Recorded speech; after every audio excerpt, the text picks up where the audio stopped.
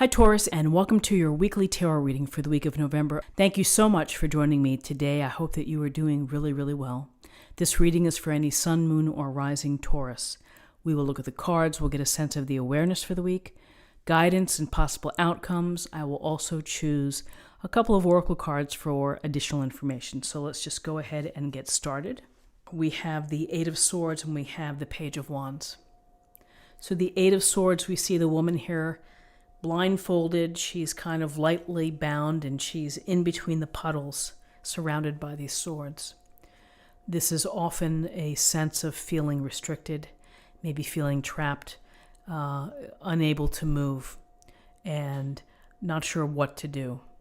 This can also go to maybe feeling a little bit of lack of confidence, of being in a down spot, or just feeling not so hopeful.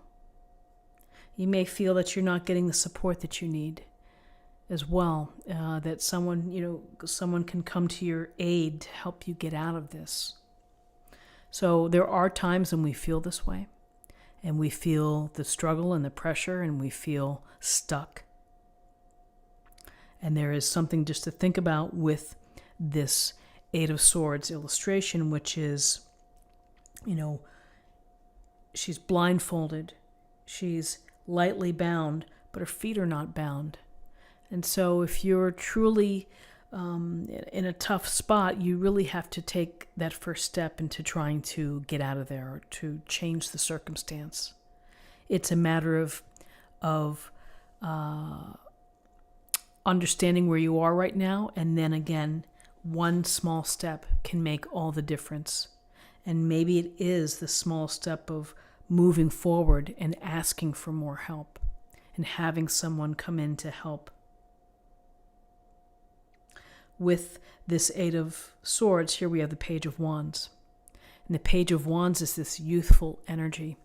It is the desire to try something new, whether it's in your career, in your relationships, in your hobbies, in your location. There's a restlessness and there's this desire for you to be creative and to bring about your passions and your desires and to do them, to live life to its fullest. Not to watch everybody else have all the fun. It's your turn. Make the call, sign up for the class, buy the plane ticket to, if you're interested in travel. It really is a sense of the adventure for your life, of what's appropriate for your life. What is it that you want to do? And maybe this is an important piece here in helping you get away or to handle this feeling here, that you need a sense of newness, that you need something exciting that's going to make you feel enthusiastic again. So in terms of guidance,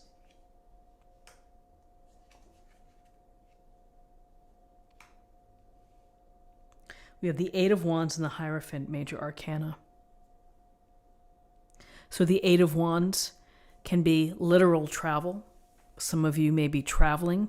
You may feel very busy and active this week, that you have a lot going on, that there's a lot that you need to attend to. Things are moving quickly. Events, maybe get-togethers. There's also a strong component here of communication, that this is a very clear message to pay attention to how you communicate, how you, respond in emails, by text, phone calls, whatever it may be. You could be receiving important news. You could be receiving an offer, an opportunity. You may need to turn around a swift decision, a yes or no. And it could be related to, again, something exciting, something to maybe get you started and have some fun. But there is this sense here of projects always beginning and ending. We always have things going, and then we kind of complete them. And then we think of something else. And so here's this Page of Wands who wants the something else to happen.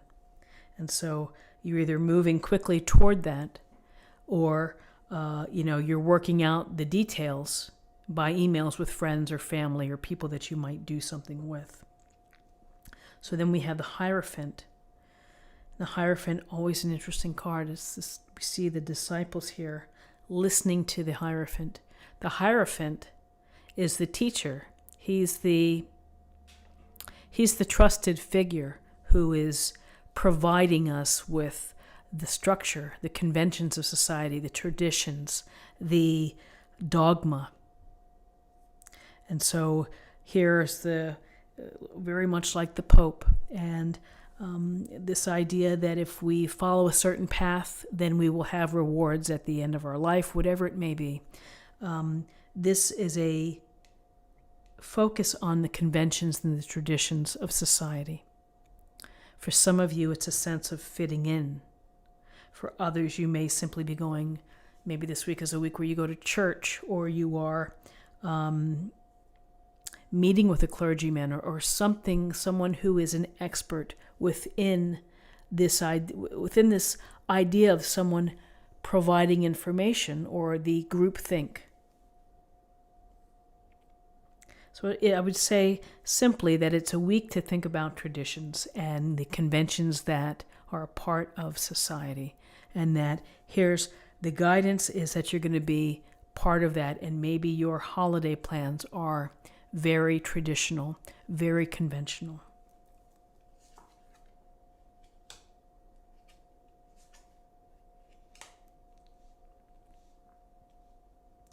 Okay, so in terms of possible outcomes, we have the Eight of Cups and we have the Four of Swords. So the Eight of Cups, we see this person here walking away by the light of the moon into the mountains, leaving behind 8 full cups. Why do we do that? That's the question that needs to be asked. We do that when we're not satisfied, when we're not fulfilled, when we're not feeling happy or having our heart in the right place. That sometimes we just simply need to get away. We need to take a temporary leave. We need the solitude to think about things. Other times we feel that this isn't going to improve. I need to really change it up. I need to make a move. I would say that sometimes this feeling here can lead to this Eight of Swords can lead to this Eight of Cups, which is I have to find myself, I have to find my happiness, and that's going to involve leaving behind what I have. This not an easy task to walk in the mountains by yourself with the moon guiding the way. And it can be dark, it can be scary, but it's the path of spiritual growth, of learning about yourself, of finding out what's really going to make you feel fulfilled and feel happy. So this Four of Swords is, again, pulling into solitude, which is taking a step back in order for you to recover, to restore, to re-energize. It doesn't mean that a situation disappears. It means that you are taking the time to rest and recover. And quite frankly, for those celebrating Thanksgiving, it can be a very hectic and stressful and busy time, and you may need to just take a breather after that.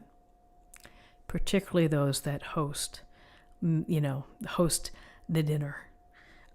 This is a real call just to catch up on your recovery. Allow yourself the time to meditate, to nap, to eat healthy. Just pull yourself out, give yourself the gift of solitude, and that will help.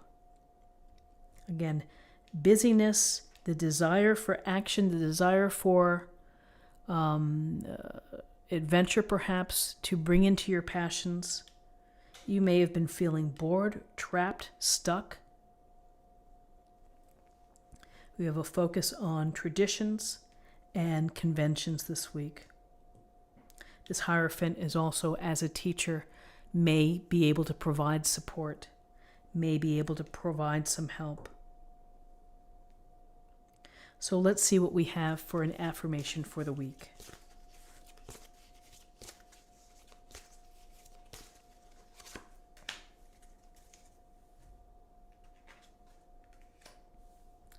Priorities, King Solomon. Understanding your priorities and taking care of what's important to you. And finally, let's choose a card for love.